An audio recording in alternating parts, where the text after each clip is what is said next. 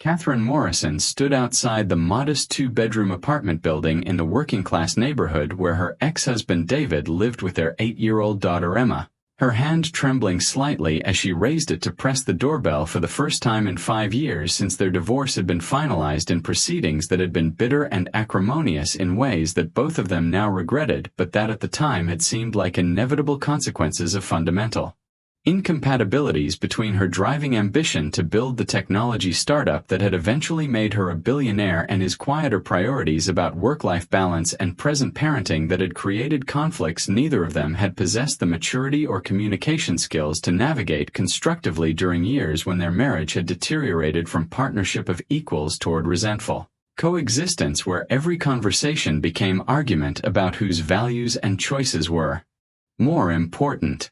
Catherine, is that really you? David's voice came through the intercom with mixture of surprise and uncertainty that reflected the fact that her unannounced appearance at his door was completely unexpected given that their interactions during the 5 years since divorce had been limited exclusively to terse emails about custody schedules and child support payments that she had provided generously even though court had awarded him primary custody based on determination that her work schedule made her unable to provide stable home environment that Emma needed during critical years of development. Yes, it's me. I know I should have called first, but I was afraid you might refuse to see me if I gave you warning. Catherine replied honestly while recognizing that her decision to show up without notice was potentially inappropriate invasion of boundaries that divorce had established, but that she had felt compelled to violate because conversation she needed to have required face-to-face interaction rather than digital communication that would allow either of them to hide behind carefully composed messages. That obscured emotional vulnerabilities she was finally ready to acknowledge after years of avoiding them. I'm coming down, David responded after pause that suggested he was processing unexpected situation and deciding whether to allow encounter that could easily become uncomfortable given history of conflict that had characterized their final years together and aftermath of divorce that had left both of them wounded in ways that time had healed partially but not completely.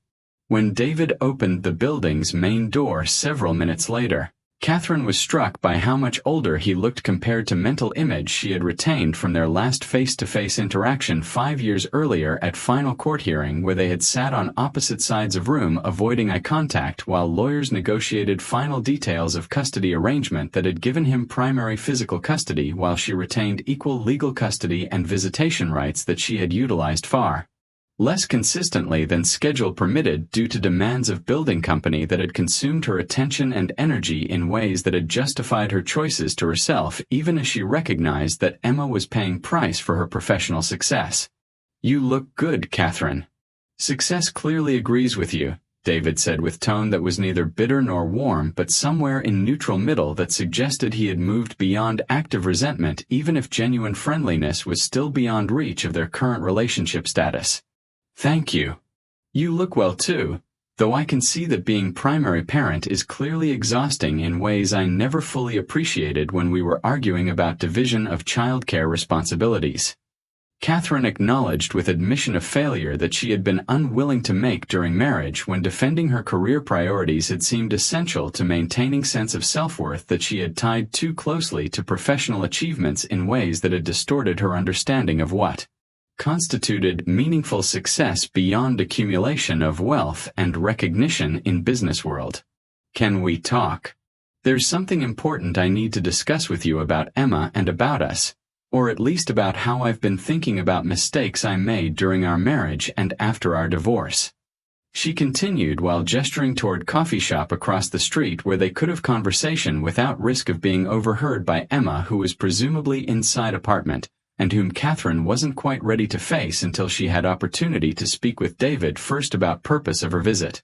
Emma's at school right now but she'll be home in about 2 hours, so we have some time. David replied while checking his watch in gesture that reminded Catherine of countless similar moments during their marriage when he had been constantly aware of schedules and timing in ways that she had often found irritating during years when her own relationship to time had been much more fluid and driven by demands of startup culture where working until midnight or through weekends had been normalized. in ways that made David's insistence on regular family dinners and bedtime routines feel like unreasonable constraints on her productivity. They settled into corner booth at the coffee shop where minimal risk of being recognized despite Catherine's recent prominence in business media that had featured her success story in profiles that celebrated her as self-made billionaire who had built revolutionary social media platform from concept developed in spare bedroom toward publicly traded company valued at over $3 billion employing thousands of people and serving hundreds of millions of users globally. So what brings you here after 5 years of minimal contact beyond legally required communications about Emma?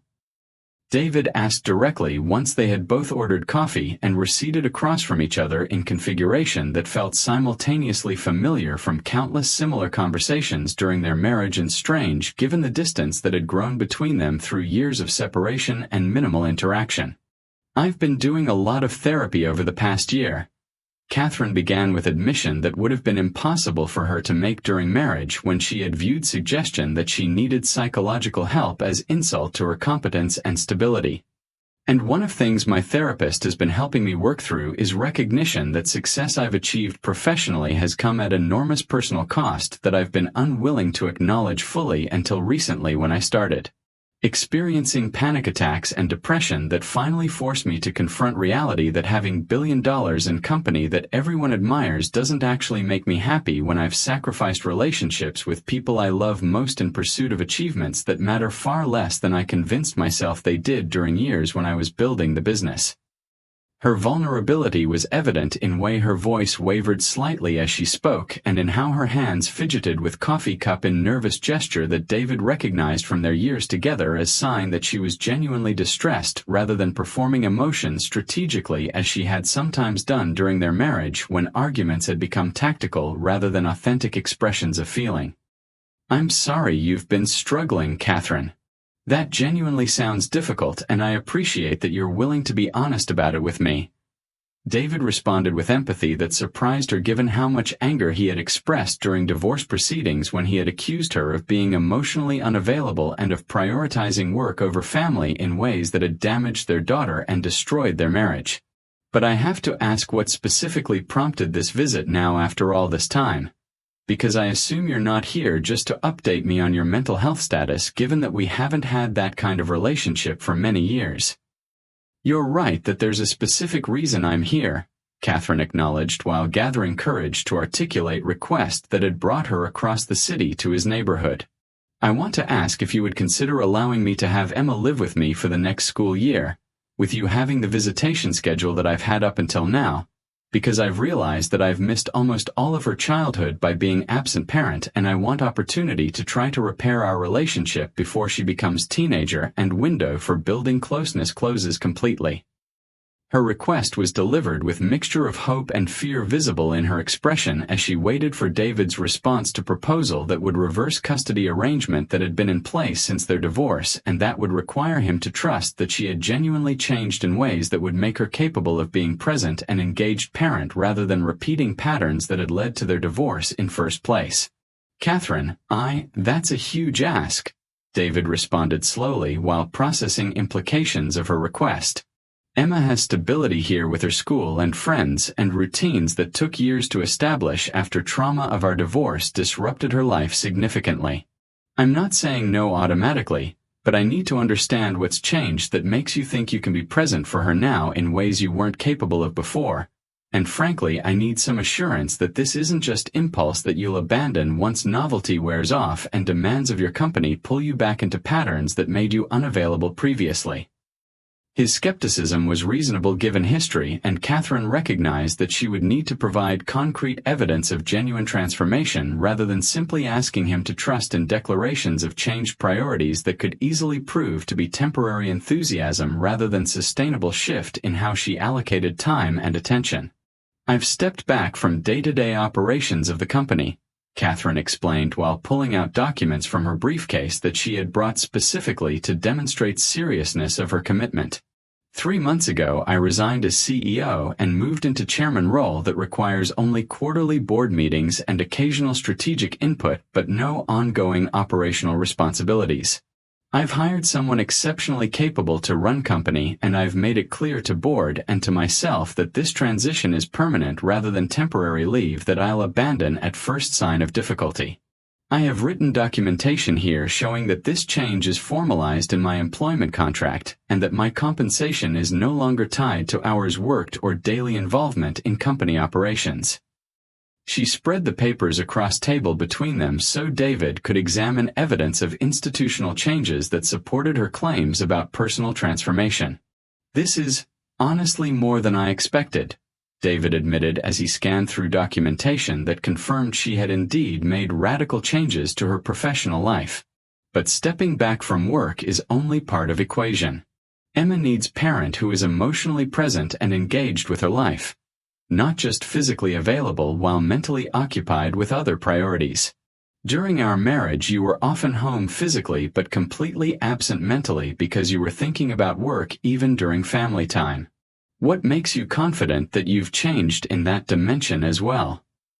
His question identified core issue that had destroyed their marriage, and that would determine whether custody modification could actually benefit Emma rather than simply disrupting her life without providing meaningful improvements in relationship with mother who had been largely absent during first 8 years of her life. I can't prove that I've changed emotionally except through actions over time, Catherine replied honestly. But what I can tell you is that therapy has helped me understand that my workaholism was actually a form of avoidance of intimacy that scared me because of issues from my childhood that I won't bore you with now but that I'm actively working to heal. And more concretely, I've been seeing Emma during my scheduled visitation times for past 6 months without canceling once. And during those visits I've been practicing being fully present by leaving my phone in another room and focusing exclusively on whatever she wants to do, whether that's playing games or just talking about her day. I know 6 months isn't enough to erase 5 years of inconsistency, but it's a start, and I'm hoping you'll give me chance to demonstrate sustained change over longer period. Her acknowledgement of limitations of evidence she could provide while also pointing to concrete behavioral changes showed self-awareness that David had rarely seen during their marriage, when she had typically defended herself against criticism rather than acknowledging validity of concerns about her parenting. I need to think about this, David said after a long pause during which he appeared to be weighing multiple considerations. And more importantly, we need to talk to Emma about what she wants. Because at 8 years old she's certainly old enough to have opinion about where she lives and who she lives with primarily. I won't agree to any custody change that she opposes, regardless of what legal agreements might allow, because her well-being is my first priority and always has been, even when that meant fighting you in court for primary custody that I never actually wanted, except that it seemed like only way to protect her from instability your schedule was creating. His response was measured and focused appropriately on Emma's needs rather than on his own preferences or residual anger about past conflicts, which Catherine appreciated as sign of maturity that she wasn't sure she would have demonstrated if positions had been reversed. That's completely fair and actually what I was hoping you would say, Catherine replied. I don't want to force anything that Emma doesn't want or that would harm her. What I'm asking for is opportunity to present option to her with both of us explaining it together so she doesn't feel like she has to choose between us or worry about hurting either of our feelings. And if she says she wants to stay with you primarily, I'll respect that decision while continuing to be more present during my visitation times than I have been historically. Her willingness to accept Emma's preference rather than insisting on custody change regardless of child's wishes demonstrated respect for daughter's autonomy that David found reassuring as indication that Catherine's transformation might be genuine rather than performance designed to get what she wanted without regard for Emma's actual needs and feelings. There's something else I want to discuss while we're here, Catherine continued after they had agreed to talk with Emma together about possibility of custody modification. I've been thinking a lot about how our divorce affected you financially and about how settlement we reached, while legally fair according to lawyers, didn't really account for sacrifices you made to your own career by being primary parent during years when I was building company. You were working part-time as teacher and doing all the household management and childcare that enabled me to work 70-hour weeks without having to worry about logistics of Emma's daily life. And while child support I've been paying covers her expenses, It doesn't compensate you for opportunity costs of career advancement you gave up by being supportive spouse who prioritized family stability. I appreciate you acknowledging that, but I don't regret choices I made, David responded with dignity. I chose to prioritize Emma's well-being over career advancement because that's what felt right to me, and I still believe it was correct decision even though it meant I'm now 39-year-old teacher earning modest salary rather than having advanced into administration or pursued other paths that might have been possible if I had made different choices during our marriage. His lack of bitterness about career sacrifices was genuine rather than defensive, and Catherine recognized that his satisfaction with his choices despite their financial consequences reflected value system that she was only now beginning to understand as equally valid to her own previous prioritization of professional achievement and wealth accumulation. Nevertheless, I want to do something to acknowledge those sacrifices, Catherine insisted. I've established a trust fund with $5 million that will provide you with annual income of approximately $200,000 from investment returns, which will allow you to continue teaching if that's what you love but without financial stress that I know you've experienced on teacher's salary trying to provide good life for Emma. The trust is structured so that you receive income for life regardless of custody arrangements or any other changes in our circumstances, and principal will eventually go to Emma when she reaches adulthood. This isn't payment for past services or attempt to buy your agreement about custody change. It's simply recognition that partnership we had during marriage contributed to success I've achieved, and that it's fair for you to share in financial benefits of work we both contributed to in different ways. Her explanation of the trust fund was delivered carefully to avoid implication that money was conditional on his cooperation with custody request, while also clearly articulating that she viewed this as righting injustice of divorce settlement that had treated her business success as solely her achievement rather than recognizing that it had been enabled by David's willingness to handle domestic responsibilities that had freed her time and energy for professional pursuits. Catherine, I don't know what to say, David stammered with obvious shock at magnitude of financial gift she was offering. $5 million is more money than I could earn in multiple lifetimes of teaching. Are you certain about this? Because once you set up irrevocable trust, there's no taking it back if you change your mind later. His concern about permanence of arrangement showed that he was struggling to believe that windfall was real and that she wouldn't find way to retract offer if circumstances changed or if he disappointed her in some way. I'm absolutely certain, Catherine confirmed. The documents are already signed and trust is funded as of yesterday. My lawyer has copies of all paperwork and can walk you through details whenever you're ready to review them. This isn't impulsive gesture. It's decision I've been planning for several months as part of larger process of trying to make amends for ways my single-minded focus on building company damaged relationships with people I care about. You're first person I'm approaching about this because you were most directly affected by my choices and because you deserve to have financial security that recognizes contribution you made to success that happened to be credited solely to me even though it was really joint achievement of partnership we had before I destroyed our marriage.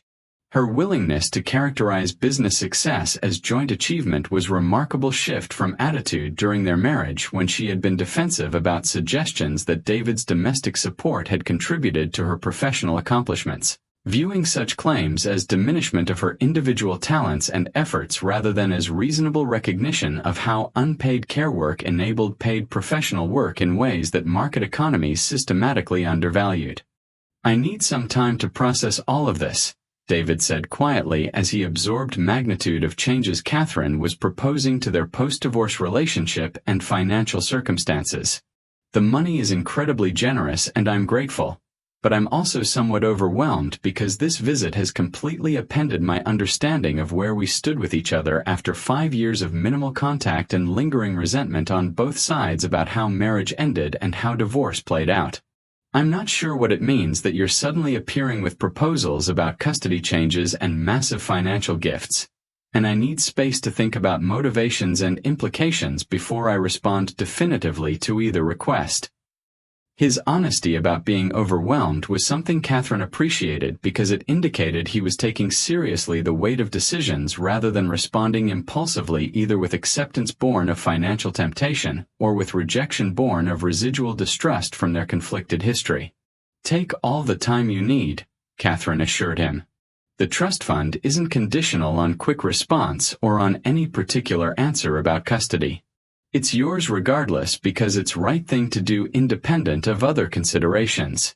As for custody discussion with Emma, maybe we could schedule that conversation for next week after you've had time to think about how you want to approach it and what concerns you have that we should address before presenting option to her."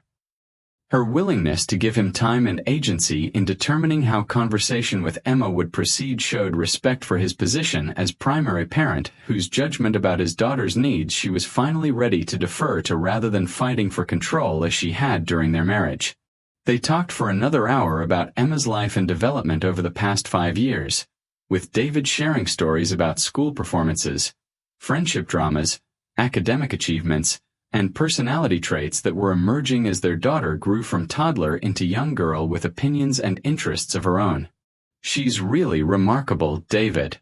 You've clearly been wonderful parent to her, and I'm grateful that at least one of us was capable of providing stability and love she needed even though I wasn't able to do my part during these years," Catherine said with genuine admiration as she listened to accounts of Emma's life that highlighted how much she had missed by being absent. "I have to be honest that I'm terrified she won't want relationship with me because I've been such inconsistent presence, and because she probably has resentment about abandonment even if she hasn't articulated it explicitly to you." Her fear about Emma's potential rejection was palpable, and David found himself sympathizing despite his own complicated feelings about Catherine's reappearance in their lives with proposals that could significantly disrupt stability he had worked hard to create. "Emma asks about you sometimes," David shared. "She wonders why you don't come to her school events or why your visits are so infrequent. I've tried to explain without making you into villain that you have important job that requires a lot of time. But I know she struggles with feeling like she's not important enough to you to prioritize over work. So yes, there's hurt there that you'll need to acknowledge and address if you want to rebuild relationship. But she's also incredibly resilient and forgiving child who I think would be open to having more connection with you if you demonstrate through consistent actions that you've genuinely changed and that she can trust you to be present rather than disappearing again when work pressures mount." His assessment was honest about challenges while also leaving door open to possibility of repair if Catherine followed through on commitments she was making rather than reverting to old patterns when difficulties arose. When David returned to his apartment several hours later after their conversation had concluded, his mind was racing with thoughts about everything Catherine had proposed and what it might mean for Emma's future and his own life if he accepted trust fund that would fundamentally change his financial circumstances while potentially creating complications in how he and Emma navigated relationship with Catherine, who seemed to be genuine about wanting to repair damage from years of absence but who had also demonstrated pattern of unreliability that made it difficult to trust fully in permanence of her transformation. "Hi honey, how was your day?" David asked Emma when she arrived home from school accompanied by elderly neighbor who had been providing after-school care for several years since David's teaching schedule sometimes kept him at work beyond school dismissal time. "It was good. We learned about fractions in math and I got an A on my spelling test," Emma reported enthusiastically while dropping her backpack by door in gesture that David had long ago stopped trying to modify through repeated requests to hang it on designated hook. "Dad, why do you look weird? Did something happen?" She had always been perceptive about his emotional states in ways that sometimes made it difficult to hide worries or concerns that he didn't want to burden her with.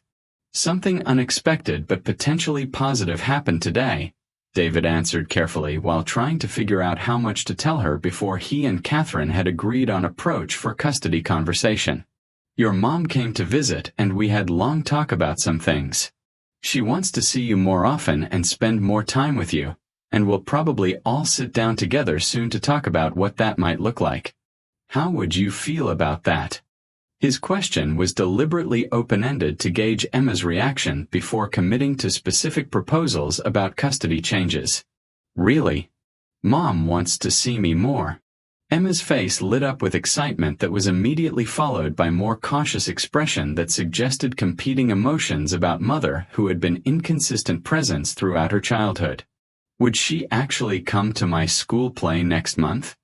I asked her about it during last visit, and she said she would try, but that probably means she won't actually come because something with work will be more important. Her mixture of hope and protective skepticism broke David's heart because it revealed how much Emma wanted relationship with Catherine while also showing defensive expectations of disappointment that no 8-year-old should have to carry regarding their parents' love and commitment. I think your mom is trying really hard to change how she prioritizes things, David said carefully. Not wanting to make promises on Catherine's behalf that might not be kept, but also wanting to leave space for possibility of genuine repair. She told me today that she's made big changes to her work situation so that she can have more time for family. But you're right to be cautious because people don't always follow through on changes they say they want to make. What I can promise is that we'll all talk together about expectations and commitments before making any decisions about changes to how much time you spend with each of us. His balanced response acknowledged validity of Emma's feelings while avoiding either false reassurance or cynical dismissal of Catherine's stated intentions. Can I ask you something, Dad? Emma ventured after a moment of silence. Do you think Mom actually loves me, or does she just feel guilty about not being around and that's why she suddenly wants to see me more? The question devastated David because it revealed depth of Emma's insecurity about her mother's affection in ways that suggested damage from Catherine's absence had been even more profound than he had fully appreciated. Oh, sweetheart, your mom definitely loves you, David assured her while pulling her in to hug. She's not perfect and she's made mistakes about how to show her love in ways that probably made you feel like you weren't important to her. But I promise you that her feelings for you are genuine even when her actions haven't matched what those feelings should have motivated her to do. Sometimes adults struggle with balancing different parts of their lives and make choices that hurt people they love even though that's not their intention. Your mom has been working with therapists to understand why she made choices she did and to learn how to do better. And I think she genuinely wants to be more present parent even though I know it's hard for you to trust that after years of her being inconsistent. The following week, Catherine returned for scheduled conversation with Emma about possibility of custody modification, and all three of them sat together in David's living room in configuration that felt awkward but necessary for discussion they needed to have. Hi Emma, it's really good to see you, Catherine began nervously. Your dad told me about your spelling test and I'm so proud of you for working hard in school. Her attempt at casual conversation was slightly stilted, but Emma responded with cautious warmth that suggested openness to interaction despite reservations. Thanks, Mom. Dad says you want to talk to me about something important. Emma's directness cut through potential for prolonged small talk and forced them to address purpose of meeting. Yes, that's right, Catherine confirmed while exchanging glance with David that communicated mutual anxiety about how conversation might unfold. I wanted to talk to you about possibility of you living with me for a while instead of primarily with Dad, though you would still see Dad all the time just like you currently see me during visitation weekends. But before I explain more about what that might look like, I need to apologize to you for not being present parent you deserved during first 8 years of your life. I made choices to prioritize my work over spending time with you, and those were wrong choices that hurt you and that I deeply regret. I can't change the past, but I want you to know that I've made significant changes to my work situation so that I can be available to you in ways I wasn't before, and I hope you'll give me a chance to show you that I can be reliable and present parent even though I haven't been in past. Her apology was delivered with visible emotion that Emma studied carefully as if trying to determine whether Mother's remorse was genuine or performative. Why do you want me to live with you now when you didn't want me before? Emma asked with bluntness that made both adults wince at accuracy of her perception that Catherine's previous choices had communicated lack of desire for Emma's presence. That's a really fair question and I understand why you see it that way, Catherine responded while fighting back tears. The truth is that I did want you during those years, but I had convinced myself that being successful in my career was most important way I could contribute to your life by earning money to give you good future. I was wrong about that because what you actually needed was parent who was present and engaged with your daily life, not just someone who provided money. It took me a long time to understand that I had been lying to myself about my priorities, and part of why I've been in therapy is to figure out why I made those choices and how to change patterns that were harmful to both of us. I can't promise I'll be perfect parent if you decide you want to live with me, but I can promise I'll show up consistently and be present in ways I wasn't capable of before because I've done work to understand what was holding me back and I've made concrete changes to my professional life that mean work won't interfere with being available to you. Her explanation was more honest than might typically be considered appropriate for an 8-year-old. But both she and David had agreed that Emma deserved truth rather than simplified version that might feel patronizing or dismissive of her intelligence and perceptiveness. "Can I think about it?" Emma asked after considering Catherine's words carefully. "I don't want to hurt anyone's feelings, but this is really big decision and I need time to figure out what I want." Her request for time was mature beyond her years, and both parents immediately assured her that there was no rush and that she could take as long as she needed to think about what arrangement would feel best for her. "Of course you can think about it," David confirmed. "This is decision about your life and you absolutely should take time to consider what you want. And I want you to know that whatever you decide, I'll support it and I won't be hurt or angry if you choose to live primarily with your mom for a while. The most important thing is what's best for you, not protecting my feelings or your mom's feelings." Over the following weeks, Emma spent more time with Catherine during expanded visitation schedule that allowed her to experience what daily life might be like if she lived with her mother primarily. And during those visits, Catherine demonstrated consistency and engagement that began to chip away at Emma's protective skepticism about whether her mother's transformation was genuine and sustainable. "Mom actually came to my soccer game yesterday and she stayed for the whole thing even though it was raining," Emma reported to David with wonder after one such visit. "And she knew which position I play and she remembered names of my teammates from previous games she attended. I think maybe she really is trying to change." Her cautious optimism was touching, and David found himself hoping that Catherine would continue to follow through on commitments rather than disappointing Emma again by reverting to old patterns when novelty of involved parenting wore off and demands of her professional life reasserted themselves. "I'm glad to hear that, sweetheart. It sounds like your mom is working hard to show you that she's serious about being more present," David responded while feeling complex mixture of happiness for Emma that she might get relationship with mother she deserved and anxiety about whether Catherine's change would prove durable or whether Emma would experience fresh heartbreak if pattern of inconsistency resumed. After 6 weeks of expanded visitation and ongoing conversations about custody arrangement, Emma announced that she wanted to try living with Catherine for the upcoming school year while maintaining regular visits with David, who would have her every weekend and one evening per week for dinner. "I think I want to give Mom a chance," Emma explained to David. "I know she might mess up again, but I feel like I'll always wonder what could have been if I don't try, and you'll still be really close by if I need you or if it doesn't work out."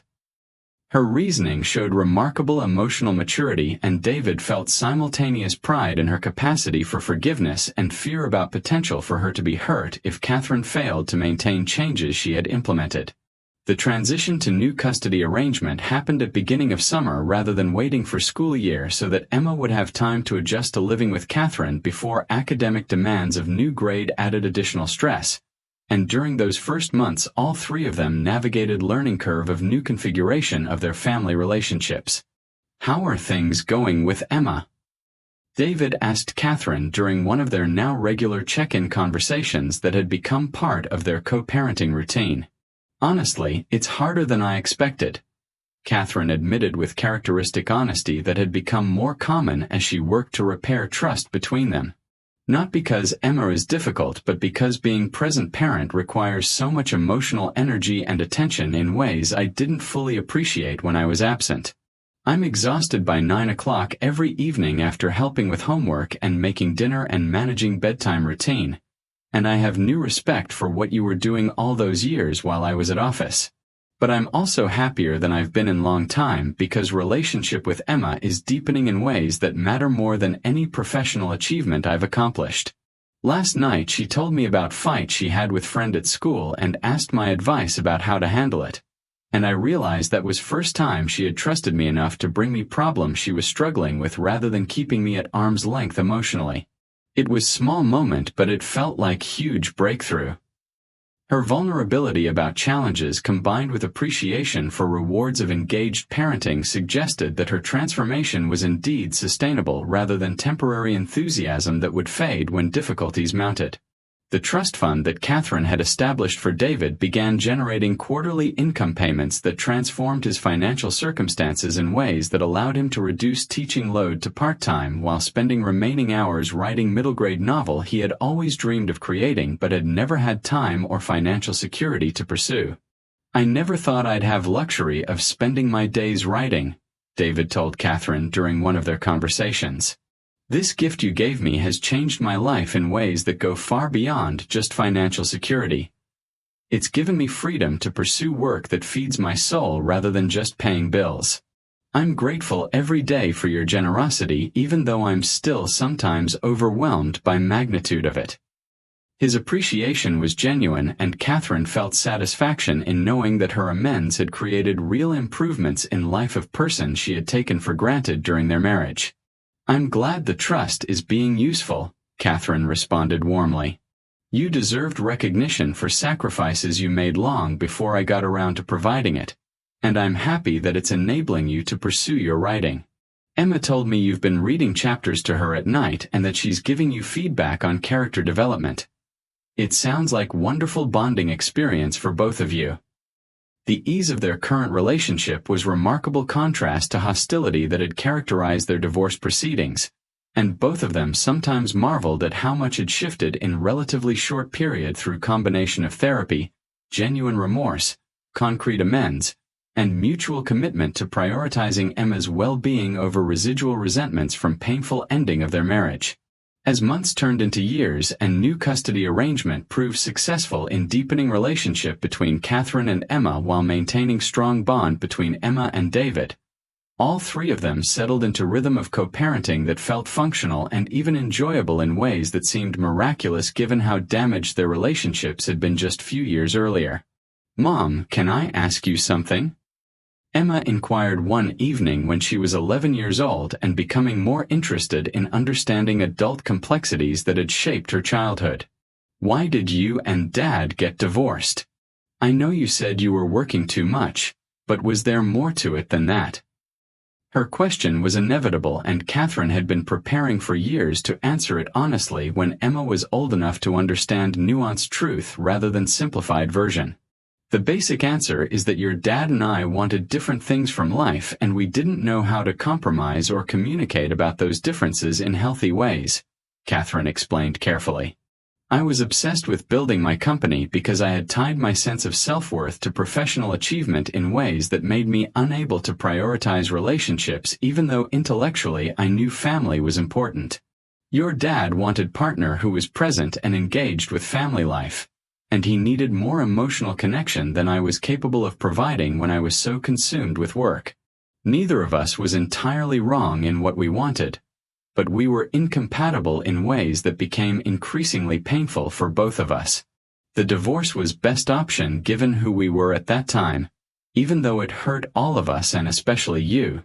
But I want you to know that even though our marriage didn't work, I've never regretted having you, and your dad has been an incredible parent who gave you stability and love during years when I wasn't able to do my part.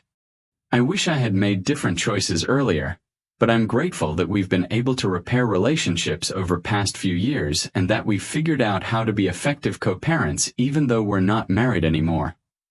Do you think you and Dad will ever get back together?" Emma asked with hope that made Catherine's heart ache because she knew answer would disappoint even as it was honestly what she believed. "I don't think that's likely, sweetheart," Catherine replied gently. "Your dad and I have learned to be good friends and excellent co-parents, But the romantic relationship we had during our marriage can't be recreated because we've both changed too much and we've hurt each other in ways that make it difficult to return to that kind of intimacy even though we've forgiven past hurts. I know that's probably not the answer you were hoping for, but I want to be honest with you rather than giving you false hope about reconciliation that isn't going to happen. What I can tell you is that even though we're not together romantically, we're both deeply committed to you and to working together to give you best possible childhood we can provide through our separate but coordinated efforts. Her honesty was painful to deliver but felt important to establish realistic expectations rather than allowing Emma to fantasize about family reunion that would never materialize. I understand, Emma said with maturity that suggested she had already suspected answer Catherine had provided.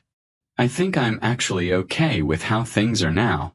It used to feel like you and Dad were enemies and that made me feel like I had to choose sides or hide parts of my life from one of you.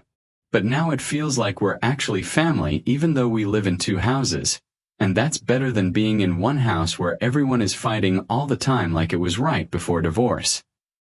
Her perspective validated Catherine's belief that divorce had been necessary despite its costs, and that repair work they had done over past several years had been worthwhile in creating healthier family dynamic than continuation of dysfunctional marriage would have provided.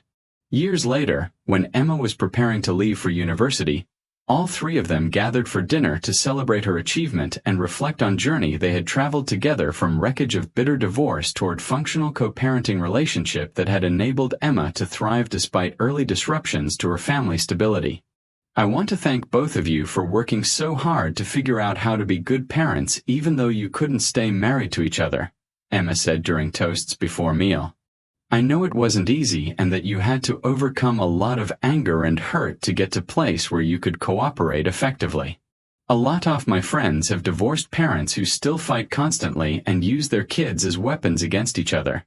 And I feel really lucky that you both chose to prioritize my well-being over your own resentments. Mom, I especially want to thank you for being brave enough to admit you had made mistakes and for doing the hard work of changing patterns that weren't serving any of us. I know it wasn't easy for you to step back from the company you built and acknowledge that you needed help, but those choices made it possible for us to have the relationship we have now, and I'm really grateful for that. Her speech brought tears to both parents' eyes as they recognized that their efforts to repair damage from divorce and Catherine's years of absence had succeeded in ways that mattered most. Emma felt loved by both of them and secure in knowledge that she was priority rather than casualty of their inability to maintain romantic partnership. I'm the one who should be thanking you, Emma, Catherine responded with emotion evident in her voice. You had every right to reject me when I came back into your life after years of being inconsistent and unreliable parent. The fact that you were willing to give me second chance even though I hadn't earned it through my past behavior is testament to your capacity for forgiveness and your courage in being vulnerable enough to risk being hurt again. You've taught me more about what really matters in life than any business success ever could have. And I want you to know that decision I made 5 years ago to visit your father and ask for opportunity to be real parent to you was best decision I've ever made even though it meant letting go of identity I had built around professional achievement. Being your mom is more important and more satisfying than being CEO ever was. And I wish I had understood that from the beginning of your life instead of having to learn it the hard way. Her acknowledgement of lessons Emma had taught her inverted typical parent-child dynamic in ways that recognized Emma's role in Catherine's transformation from workaholic, who had sacrificed relationships for career advancement toward more balanced person who understood that success without meaningful connections was ultimately hollow achievement that left her wealthy but alone and unhappy.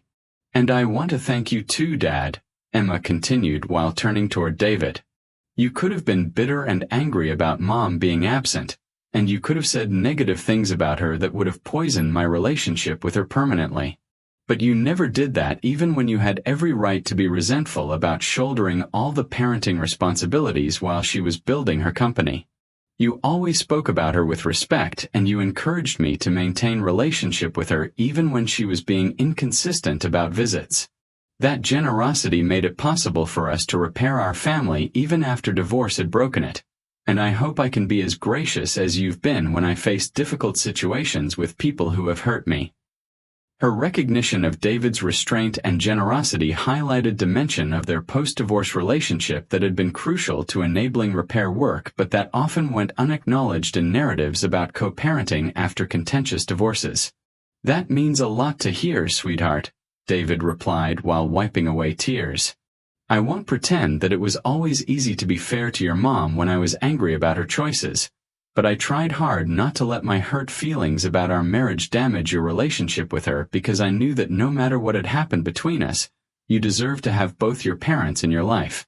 I'm really proud of the young woman you've become, and I know that strength and emotional intelligence you demonstrate comes partly from having to navigate complexity of having divorced parents but doing it in an environment where we tried to minimize conflict and prioritize your needs. You've taken difficult circumstances and used them to develop resilience and empathy that will serve you well as you move forward into adult life."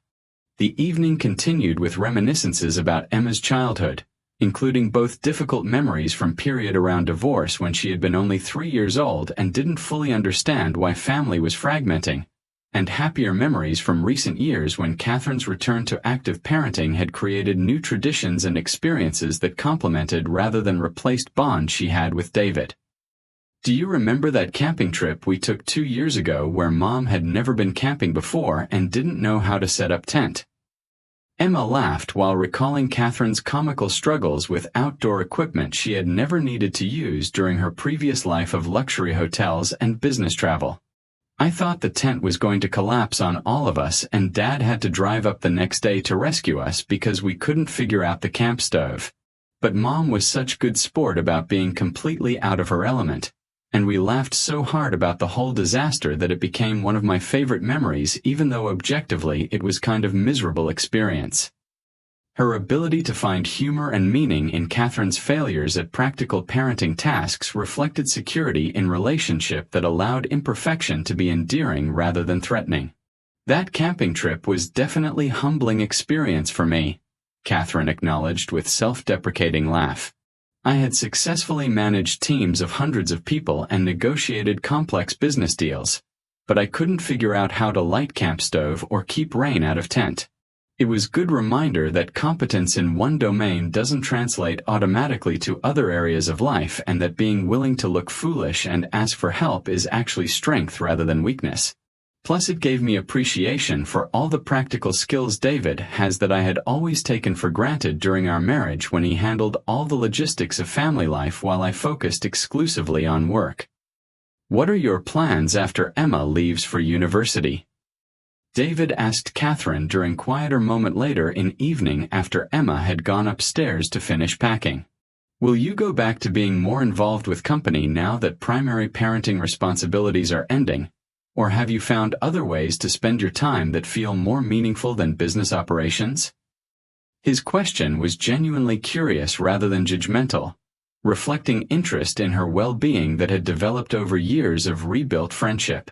"Actually, I've been thinking about starting a foundation focused on supporting working parents, particularly mothers, who are struggling to balance career ambitions with desire to be present for their children," Catherine shared. "I've learned so much from my own failures and from therapy about systemic issues that make it difficult for parents, especially women, to succeed professionally without sacrificing relationships with their children.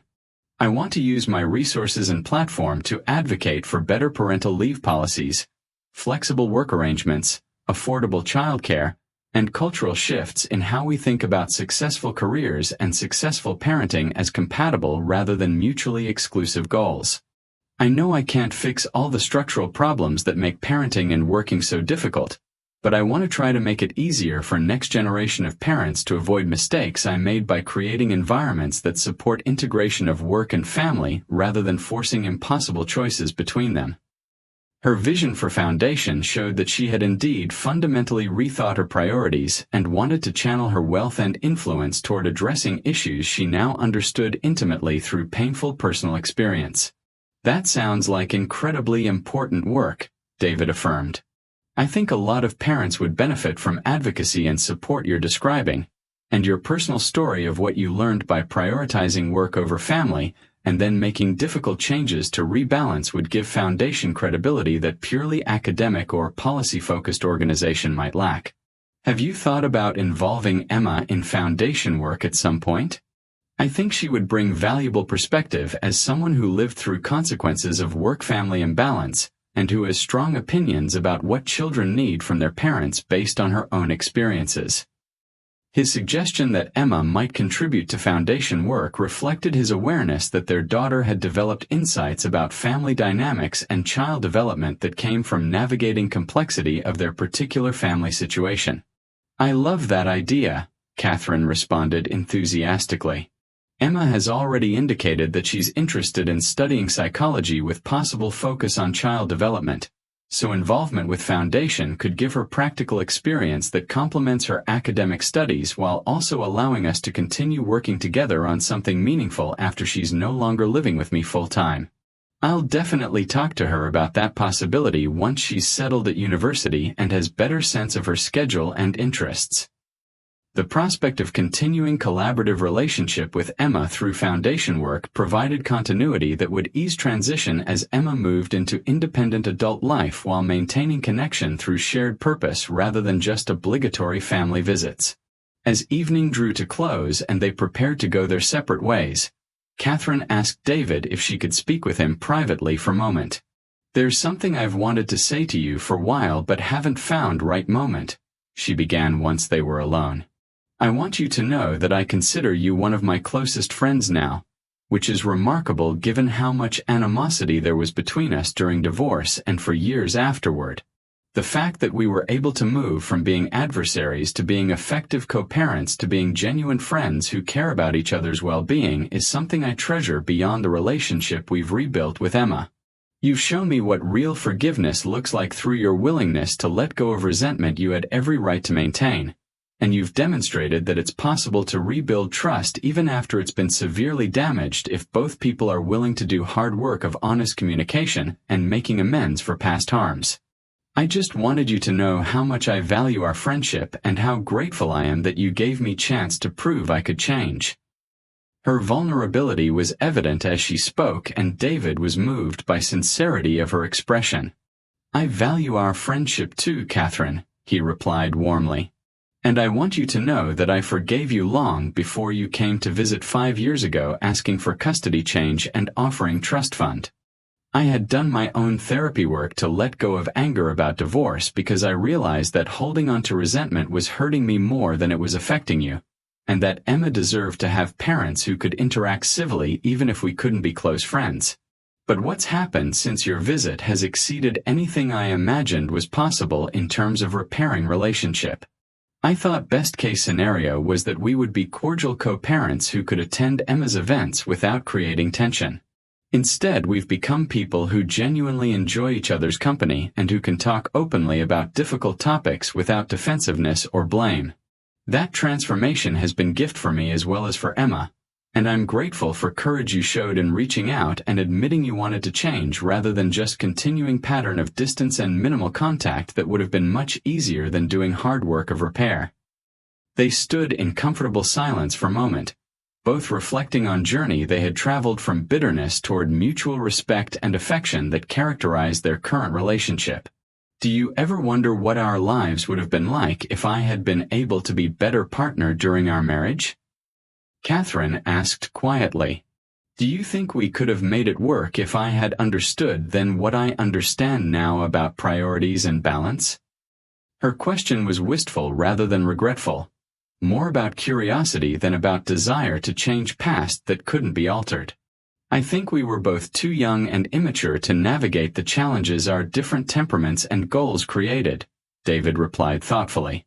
"Even if you had understood intellectually what you learned through painful experience of divorce and years of therapy, I'm not sure you could have acted on that understanding without living through consequences of prioritizing work over family. Sometimes we have to learn lessons the hard way because intellectual knowledge isn't sufficient to change deeply ingrained patterns without emotional catalyst that makes change feel necessary rather than just theoretically desirable. I don't spend much time wondering about alternative histories because I'm actually pretty content with life I have now. I got to be primary parent to Emma during her childhood years, which was gift even though it meant my career didn't advance as much as it might have otherwise. I found satisfaction in teaching and now in writing that I'm not sure I would have discovered if I had stayed married to you and felt pressure to pursue more prestigious or lucrative career to match your success. And now I have friendship with you that I value precisely because it was so hard-won and because it required both of us to grow in ways we might not have if we had stayed married and never been forced to confront our failures directly. That's really wise perspective, Catherine acknowledged. I think you're right that we needed to go through pain of divorce and years of separation to become people who could have healthy relationship with each other, even if that relationship is friendship rather than marriage. I sometimes feel sad about years I missed with Emma and about hurt I caused both of you through my choices, but I try not to dwell on regret because it doesn't serve any useful purpose beyond motivating me to do better going forward. What I focus on instead is gratitude for second chance I was given to be real parent to Emma and for relationship I've been able to rebuild with you. Not everyone who makes mistakes I made gets opportunity to repair damage they've caused, so I consider myself incredibly fortunate that both you and Emma were generous enough to let me back into your lives when you had every right to keep me at arm's length permanently. Her ability to hold both sadness about past and gratitude for present without being consumed by either reflected emotional maturity she had developed through years of therapeutic work and commitment to personal growth that had enabled transformation from person who had destroyed her marriage through workaholism toward person who could maintain healthy relationships alongside professional achievement. I'm glad we're in place where we can have these conversations, David said as they prepared to end their private discussion and return to where Emma was waiting to say final goodbyes before leaving for university in morning. It gives me hope that people really can change fundamentally if they're willing to do hard work and that relationships can be repaired even after severe damage if both parties are committed to healing. That's message I hope Emma takes from our family story. Not that divorce is ideal outcome or that parents' mistakes don't have real consequences for children, but that with effort and genuine commitment to growth, people can recover from failures and create new forms of connection that honor past while building better future. The following morning, as all three of them helped Emma load her belongings into car for drive to university several hours away, there was bittersweet quality to occasion that combined pride in Emma's achievements and excitement about her future with melancholy about end of era when she had been primarily child living under one parent's roof or other. Call us when you get there safely, both parents said almost simultaneously, then laughed at their synchronization. And remember that even though you're going off to university and becoming more independent, we're both always here if you need anything, whether that's practical support or just someone to talk to when you're stressed or overwhelmed, Catherine added. You don't have to handle everything on your own just because you're technically adult now. I know, Mom, Emma assured her. And I promise I'll actually call rather than just texting because I know you both worry and hearing my voice will be more reassuring than brief messages. Thank you both for everything you've done to make it possible for me to go to university without having to worry about finances or feeling like I need to choose between you. I know I'm really lucky to have two parents who love me and who have worked so hard to put my needs first even when it meant doing difficult emotional work to get past your own hurt feelings about divorce. I hope I can be as mature and generous as you've both been when I face challenges in my own relationships. With final hugs and more tears than any of them had anticipated, Emma drove away toward her future while Catherine and David stood together watching until car disappeared from view. Well, I guess this is it, Catherine said softly. The active parenting phase is officially over even though we'll always be her parents and she'll always need us in different ways. It's strange, isn't it? David agreed. For years my entire life was structured around Emma's needs and schedule, and now suddenly I have all this freedom to do whatever I want with my time. I'm excited about possibilities but also a bit lost about who I am when I'm not primarily defined by being Emma's dad. I know exactly what you mean, Catherine responded. After spending last 5 years learning how to be present parent and building my identity around being Emma's mom in ways I never did during first 8 years of her life, it feels disorienting to have that role suddenly diminish in importance even though rationally I know this is healthy developmental transition she needs to make. I guess we both have work to do figuring out next chapters of our lives now that primary focus of recent years has shifted." They stood in silence for few more moments before David spoke again. "You know, we've both been so focused on Emma and on repairing damage from past that we haven't talked much about our own futures beyond parenting. What do you actually want for yourself now that you have time and resources to pursue pretty much anything you can imagine?" His question was genuine invitation for Catherine to reflect on aspirations beyond foundation work she had mentioned and beyond role as Emma's mother that had consumed her attention for past several years. "Honestly, I'm not entirely sure," Catherine admitted.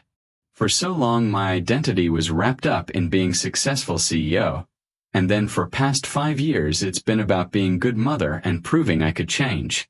Now that Emma's leaving and company is running well without my daily involvement, I have opportunity to figure out who Catherine is when she's not defined primarily by professional achievement or parenting responsibilities. It's a bit terrifying actually. This freedom to choose what matters to me without external pressures or obligations dictating my path. I think I want to focus on foundation work because it feels meaningful and because it allows me to use my experience and resources to help other parents avoid mistakes I made. But beyond that, I'm open to discovering new interests and relationships that I've never had time or emotional bandwidth to explore. Maybe I'll travel more, or learn to paint, or volunteer with organizations working on issues I care about. The possibilities feel both exciting and overwhelming." Her honesty about uncertainty reflected vulnerability that she had learned to embrace rather than hide behind veneer of confidence that had characterized her personality during years when admitting doubt had felt like weakness to be avoided. "I think having space to discover yourself outside of roles you've been playing is actually healthy even though it feels uncomfortable," David observed. "I've been going through similar process over past few years as teaching has become less central to my identity and writing has taken up more of my energy and attention. It's been interesting to discover parts of myself that were always there but that I never had opportunity to develop fully because I was so focused on being responsible parent and provider. I suspect you'll find that having freedom to explore without pressure to achieve specific outcomes or meet others' expectations is actually a gift even though it requires tolerance for ambiguity that doesn't come naturally to people like us who are used to having clear goals and measurable metrics for success."